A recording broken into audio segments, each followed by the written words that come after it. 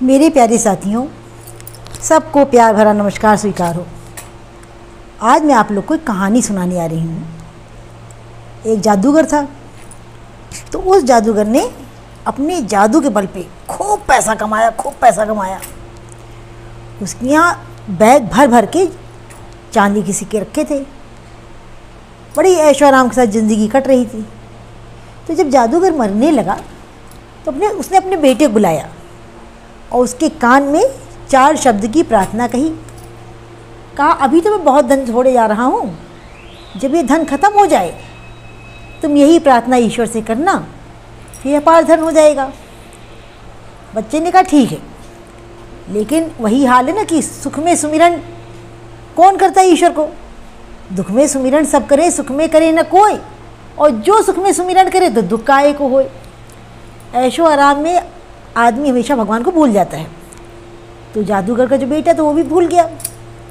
कई साल बीत गए, अब धन सारा खत्म होने लगा।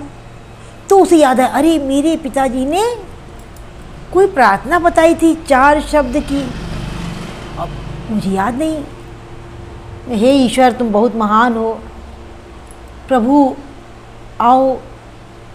बहुत याद करने की कोशिश, लेकिन उसे याद ही ना आई। तो उसके पड़ोस में एक रहता था क्रिश्चियन, उनके पास गए और बोले कि मेरे पिताजी ने मरते समय 4 शब्दों की प्रार्थना बताई थी, मुझे याद नहीं, क्या आप मुझे बता सकते हैं?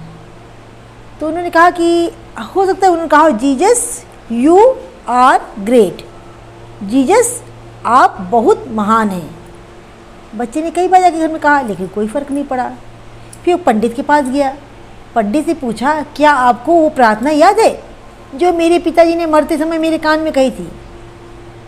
मैंने कहा, मुझे क्या पता, पिताजी तुम्हारे थे, कान में तुम्हारे कही, मैं क्या मालूम। अरे फिर भी कुछ बता दो।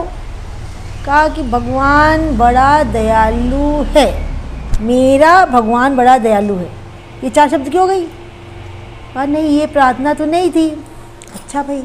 अब वो गया बड़ा परेशान। अचानक उसके दरवाजे एक भिखारी आया और भिखारी उससे कहने लगा, मैं 3 दिन से बहुत भूखा हूँ, मुझे कुछ खिला दो। जादूगर के बच्चे ने सोचा, चलो घर में कुछ खाना रखा, खिला देता हूँ। उसने उसको बाकायदा प्लेट भर के खाना दिया। भिखारी ने खाया और तृप्त हो गया। जब उसका पेट भर गया, उसको संतुष्टि प्राप्त हुई। उसने कहा, हे ईश्वर, आपका धन्यवाद। जैसे उस भिखारी ने कहा कि हे ईश्वर आपका धन्यवाद, जो जादू का बच्चा था मारी खुशी के नाचने, अरे वाह, मिल गई प्रार्थना, मुझे मिल गई। यही प्रार्थना थी, यही तो मेरे पिताजी ने मेरे कान में मरते समय कही थी कि हे ईश्वर आपका धन्यवाद, कि प्रभु मुझे आपने बहुत कुछ दिया है। और जब हम उस परमपिता परमात्मा का धन्यवाद करते हैं तो क्या होता है, जो हमारे पास वस्तुएं होती हैं वो बढ़ना शुरू हो जाती हैं। तो हर कार्य के लिए ईश्वर का धन्यवाद करना सीखें। देखो हम कितने खुश नसीब हैं, ईश्वर ने हमें रहने के लिए छत दी, घर दिया जिसमें हम रह रहे हैं।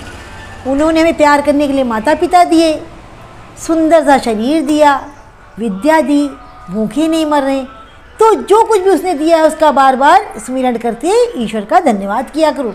आपको कहानी कैसी लगी आप लोग मुझे कमेंट बॉक्स में लिख के बताना। सबको बाय बाय।